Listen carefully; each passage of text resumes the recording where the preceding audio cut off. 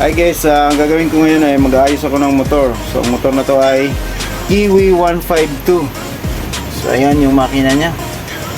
So ang issue nito guys ay low bat, tapos syempre hindi na siya mapaandar kasi may higit isang taon na siyang hindi nagagamit. So nag-low bat yung battery.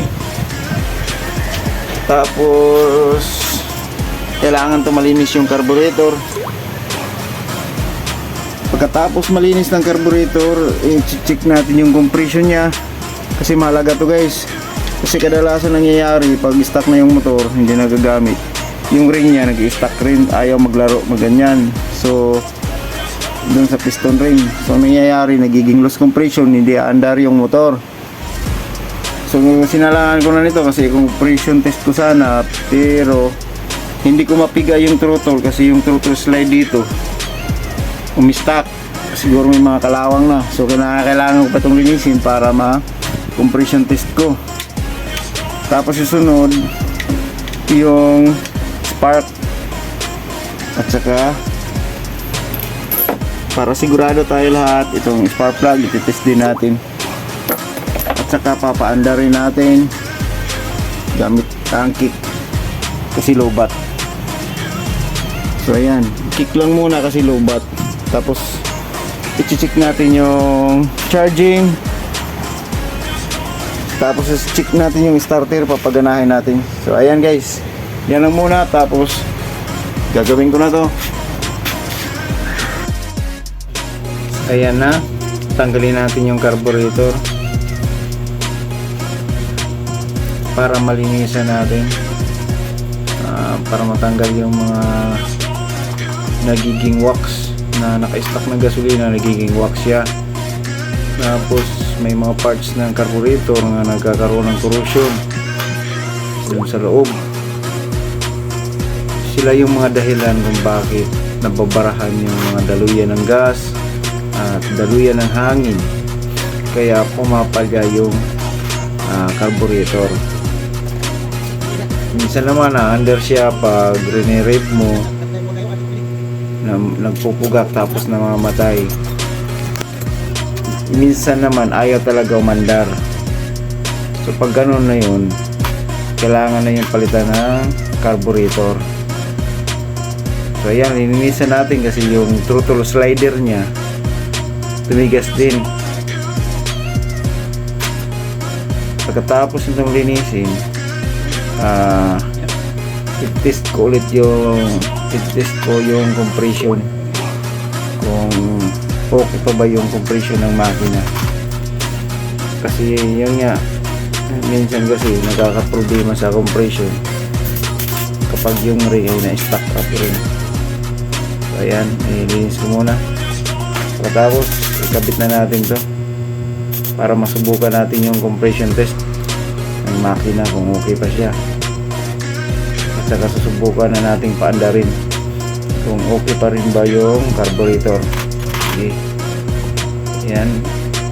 Tapos ito, kabit na natin guys. Kabit na natin yung carburetor. Ayan. Para masubukan na natin ma-compression test. Ayan, i-compression test na natin.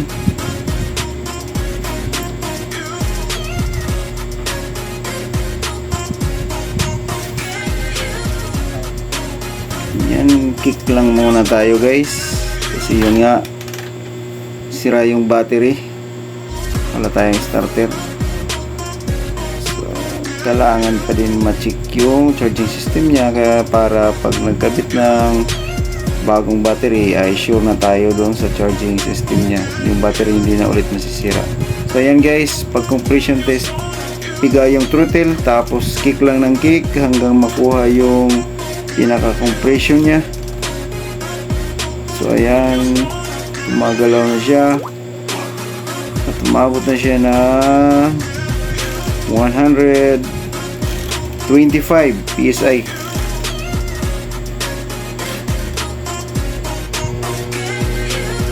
So ayan, 125 PSI.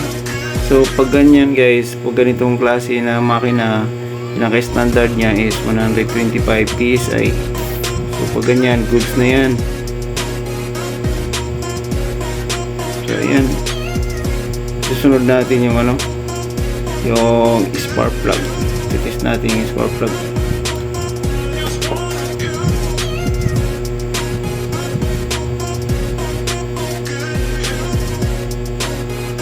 So ayan, nangitim na yung spark plug. Lihain muna natin yung pinaka-electrode niya para maganda yung pag-test natin. Makukuha niya yung reading ng maayos.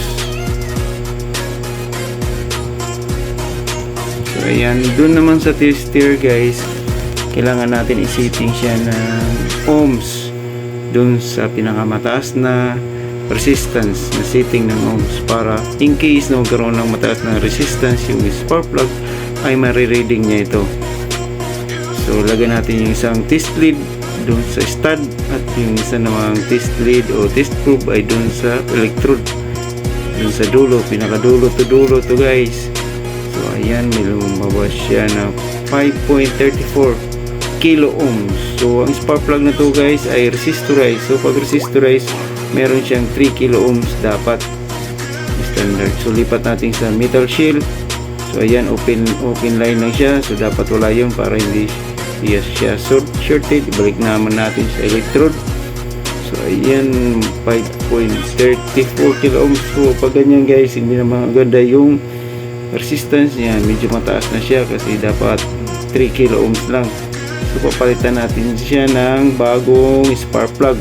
So yung papalit natin spark plug ay hindi resistorized. So okay naman yan. So ayan, ikabit natin. Kamayin lang muna natin guys para hindi malustrid yung thread ng lalagyan ng spark plug. Tapos kamayin ay higpitan na natin to.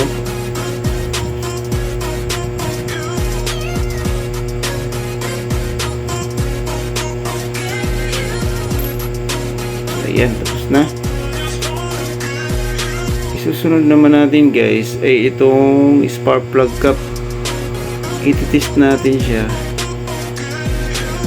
sa resistance din. Isiting din natin yung tester sa kapareha na pag-set kanina dun sa resistance or sa ohms, para sigurado tayo guys na yung ignition system niya ay okay talaga. So ayan, tingnan natin yung spark plug cap. May nakalagay dyan na rating o rated value. So nakalagay dito sa spark plug cap na to ay 5 kilo ohms. So ayan siya, 5 kilo ohms nakalagay. Ilagay na natin yung test lead o test probe kahit magkabaliktaran yan guys.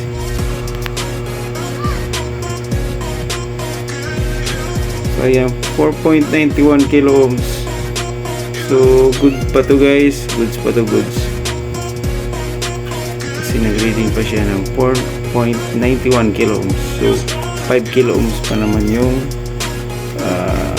rated value ng nakalagay. So doon naman tayo sa tension wire. I-spark test natin to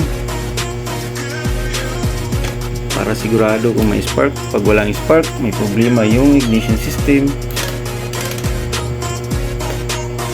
Kailangan niya ma-troubleshoot kung mangyaring ganun. So ayan, mayroon pa naman siyang spark. So good siya. Saka malakas yung spark niya. Dapat iyan, kung maririnig nyo, may spark talaga siya. Malakas yung spark niya. Ibig sabihin, goods.